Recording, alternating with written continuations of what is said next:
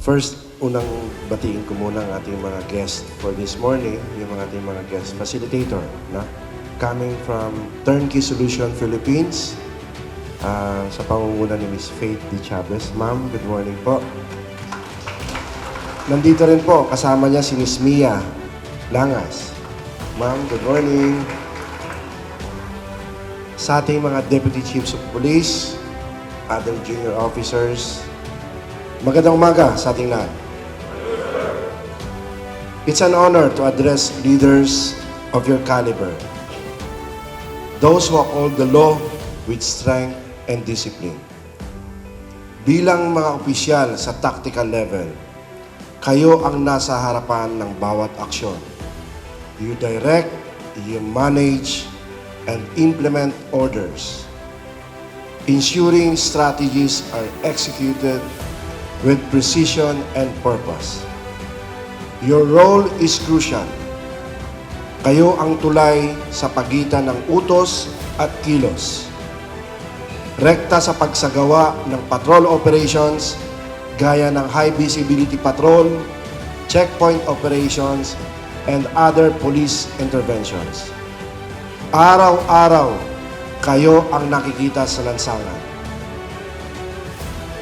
Hinahanap kayo ng komunidad sa oras ng pangangailangan.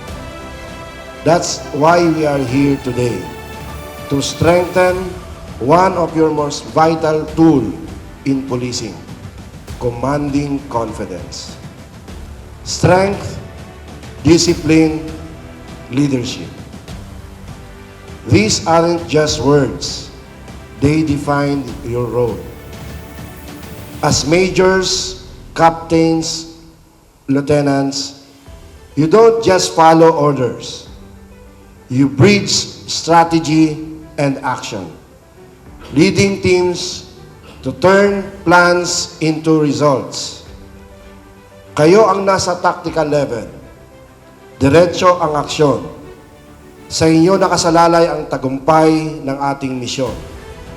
Kayo ang unang nakikita sa lansangan at huling inaasahang uuwi ng ligtas.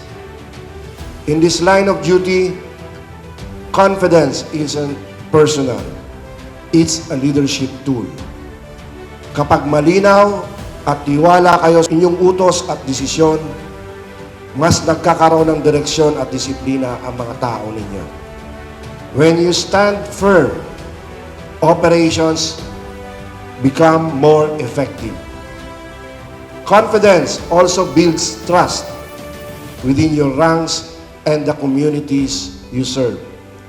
Kapag sigurado kayo sa kilos at desisyon ninyo, mas madaling sumunod ang ating mga kababayang Batanggenyo at mas buo ang tiwala nila sa kapulisan.